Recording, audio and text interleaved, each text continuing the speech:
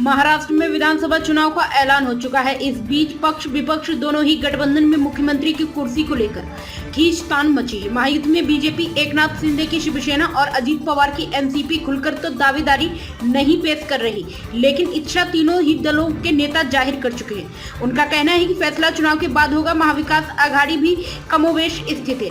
पिछले दिनों मुख्यमंत्री एकनाथ शिंदे ने एबीपी लाइव से बातचीत में सीएम चेहरे के सवाल पर कहा कि हमारी टीम मिलकर चुनाव लड़ेगी। हम टीम के रूप से पहले चुनाव जीतने के लिए काम करेंगे, फिर देखेंगे सीएम कौन होगा।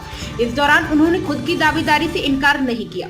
वहीं डिप्टी सीएम देवेंद्र फडणवीस ने रिपब्लिक टीवी से बातचीत में कहा कि महायुति में मुख्यमंत्री के चेहरे को लेकर कोई विवाद नहीं है। बीजेपी के वरिष्ठ नेता फडणवीस ने कहा कि मुख्यमंत्री एकनाथ शिंदे सरकार के प्रमुख हैं और इसी सरकार को सामने रखकर हम चुनाव में जा रहे हैं।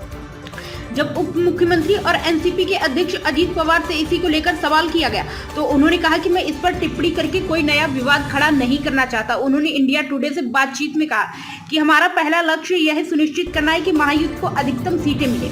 कुछ ऐसी ही परिस्थिति विपक्षी खेमे में भी है। हालांकि महाविकास आघाड़ी में उद्धव ठाकरे की शिवसेना खुलकर सीएम पद पर दावेदारी करती रही है। दशहरा के मौके पर राज्यसभा में सांसद संजय राउत ने शिवाजी पार्क में कहा कि उद्धव ठाकरे आपको इसी मैदान में मुख्यमंत्री पद की शपथ लेनी है। महाराष्ट्र में कांग्रेस के अध्यक्ष नाना पटोले ने कहा महायुति को अपना मुख्यमंत्री चेहरा घोषित करने दे, एमबीए भी उनका अनुसरण करेगा। शरद पवार भी मुख्यमंत्री पद को लेकर चुनाव के बाद फैसला लेने की बात कहते रहे। दोनों ही गठबंधन के नेताओं के बयान के बाद माना जा रहा है कि चुनाव बाद जीत की स्थिति में पार्टियां संख्या बल के आधार पर मुख्यमंत्री पद पर फैसला लेंगी।